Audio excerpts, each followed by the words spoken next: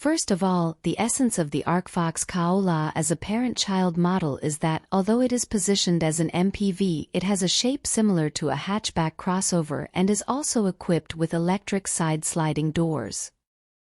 The configuration of the family version is still preserved. It is one of the widely used cars. Power and battery life were not affected. All series are equipped with a front-mounted motor with a maximum power of 120 kilowatts, paired with a CATL lithium iron phosphate battery pack with a capacity of 58.8 kilowatt-hours. CLTC operating range is 500 kilometers and 30% to 80% charging time is 26 minutes.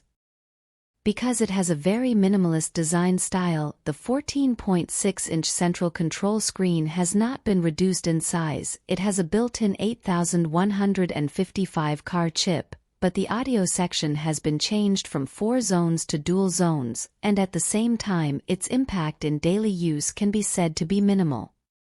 You feel that the car has almost no missing configuration.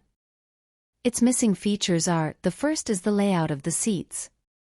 The rear row has been changed from 2 seats to 3 seats.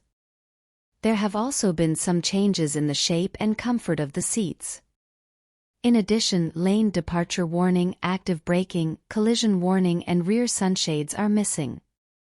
The driving aid display has also been changed from a panoramic view to an inverted view. The full-speed adaptive cruise at the L2 level has been replaced with fixed speed, and the wheel rims have also been changed to steel rims.